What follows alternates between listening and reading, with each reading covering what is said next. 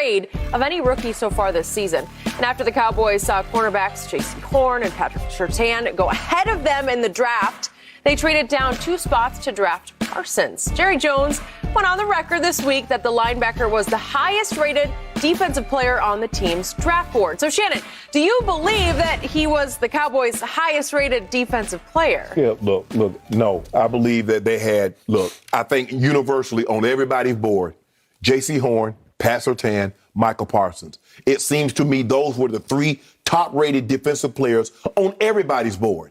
Now, if you thought so highly of him, I think it made it very easy. Because guess what? J.C. Horn comes up the board. Now Pat Surtain comes up the board at number 9. So now, Skip, if you thought so highly of him, why wouldn't you just stay pat? You trade back. Somebody zooms up to number 11. They could have easily zoomed up to number 11 to get Micah Parsons. It just so happens the Bears zoom up to number 11 to take Justin Fields. And now the guy's sitting right there in your lap. See, Jerry likes playing this revisionist history. Skip, remember Paxton Lynch? He wanted Paxton Lynch so bad. And he wanted Clyde Edwards-Helaire so bad. It's easy to say these things now, Skip. This guy right here and that guy, all that. I believe if Dallas Cowboys would stay where they were and one of those cornerbacks were available, I believe they would have taken one of those cornerbacks, either J.C. Horn or Patrick Surtain. That's what I believe. And because they were the 3 highest-rated defensive players, 2 of the 3 was gone, it's a natural. So now, Skip, you got no choice. You're not going to take a quarterback. You're not going to take an offensive lineman. You're not going to take a running back. So what do we need? We could use some speed on the defense at the linebacker position. Wolf Hunter, he's getting injured a bunch. And Jalen Smith and Jalen Smith, he doesn't have the speed that he once had. So it was a no-brainer at that point, Skip. But I just think the thing is Jerry likes to we had this guy and we targeted this guy the whole time. No, you didn't, Jerry. You got a lot of breaks. Because anytime that you move down, somebody run. Just like Patrick, everybody we like Patrick Mahomes, but we liked him at 15. Andy Reid was at 27 and liked him at 10. So he moved all the way up the board to go take him.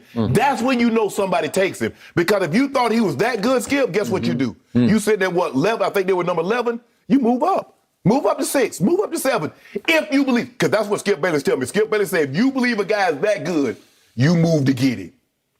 Dallas just stood back. Not only did they stand pat, Skip, they moved back and got a 3rd rounder from Philly on top of it. They did. When is the last time you saw somebody trade with somebody in their own division? It's happened a couple times. I ain't helping you. You got to trust. You got to trust. You trust the Eagles? Well, you got to trust that they're going to take who they say they're going to take. And as long as they say it's Devontae Smith and not Micah Parsons, we're good, okay? Because now Howie Roseman's reputation is on the table. He already got a shiesty reputation, Skip. So what did if he flim-flam the Cowboys? Well, that would have been the all-time flim-flam. Well, Seattle did it to him, Jerry. We got a deal. Now that you mentioned it, Jerry. It wasn't in the draft. It was over Earl Thomas. Okay, first of all, I've got to comment on what delicious irony I'm seeing in this development, because my man, the Hall of Famer across from me, said before the draft, best defensive player on anybody's board should be Micah Parsons. It wasn't even close to me, though, Skip. Who opted out his final year at Penn State, so we did not get to see him for a while, out of sight, a little bit out of mind. I only knew him in flashes and bursts from the previous season. And I liked what I saw. And I did not argue with you over he just might be have the highest potential of anybody on the board. But I told you I need a cornerback. Jerry Jones decided we need a cornerback. So I was fine with, and I'm going to remind you that you had issues with what had happened in the previous draft because they did not need CeeDee Lamb. Right? Yes. It was the classic, he's the highest player by far left on our board because they had CeeDee Lamb 6th on their board. And all of a sudden, they're sitting at 17 and he's falling and he's falling and he's falling. And all of a sudden, the Falcons take that A.J. Terrell, the kid out of Clemson, the cornerback who got just annihilated in the championship game. Both of those receivers, Justin Jefferson and Chase took turns.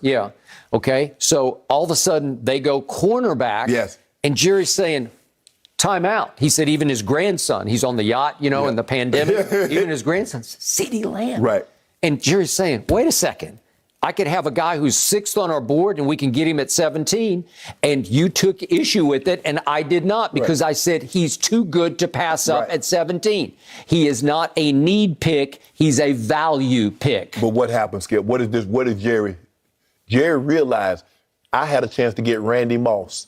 And I passed on him, and I took Greg Ellis. Right. So he's and like. By the way, I took issue with that before, when that happened. I said before the draft, they have to. I was actually writing in Chicago at that point. And I said the Bears have to take him first. But Dallas, if that doesn't happen, Dallas has to take him. And everybody just said, no. Too much trouble, too much this, too much off the field. Imagine him and Michael Irvin. Oh, my God. Well, and you know what he did to Jerry on Thanksgiving Day as a rookie? He said, watch this. $163 and 3 touchdowns. Thank you very much. Okay, now back to Micah Parsons. I do believe that they did have him ranked the highest on their board, but they were going this year, to your point of a year ago, they're going classically for need. Right. We need a cornerback. Correct. So I was all about Patrick Surtain, Jr., because I love Senior. Right. And I thought Senior had taught Junior exactly all the golden rules of playing cornerback. I thought he was a 10 or 12-year perennial Pro Bowler. And he well might be for your Broncos. Right. Some people love J.C. Horn. I think Carolina is loving him as we speak. And by the way, all of a sudden, Carolina looks way better than I thought. Yes. And now Dallas, we're going to see Carolina tomorrow night. Dallas may be dealing with a 3-0 Carolina the following game after the Monday nighter, where you'll have a shorter week to get ready for a home game against Carolina that I chalked up as a big dub. But it might be a little dicey. It might be a little dicey. Okay, and J.C. Horn, I got it. But he's ranked down the list so far in grades, while Micah is number 1 in the NFL in rookie grades over the first 2 games. Small sample size, but pretty significant. But he's been impressive. He has been impressive. Okay, so what do? Maybe they like J.C. Horn. I don't know. But what happened? Well, you know what happened. J.C. Horn goes 8th to Carolina. He's off the board. And then your team stunned me because I thought your team just would take a quarterback. Right? Because guess who's still sitting there? Well, Mac Jones is still sitting there. Justin Fields is still sitting there. And they took Patrick Surtain, and I fell off my chair, and I rolled on the floor in agony because I said, you took our guy. Now what, Jerry? Right. Well, now what? He says, and this is dicey, but he says, I got an offer here to trade back 2 slots to go to 12 with the Eagles, who promised me, who vowed to me they only want Devontae Smith, a receiver that they needed, obviously. And he's saying, okay, but I don't know exactly about the timing of, so what about the Giants at 11? They're sitting there, your other division rivals, sitting there 1 pick after you at 11. Well, they could have sat right there if they had chosen to, and guess who they could have taken? Micah Parsons. Instead, they got a first-rounder in 22, as well as a couple other smaller picks, like fifth-rounder type picks, to go all the way back to, where'd they go back to? They took Kadarius Toney. So my point is they went back into the 20s, right? Yeah, they went to 20th. So the Bears went from 20 up to 11 because they wanted Justin Fields. Well, I don't know if Jerry had the reconnaissance on that, the intel on that. I'm not sure about how it all played out, but you're risking that the Giants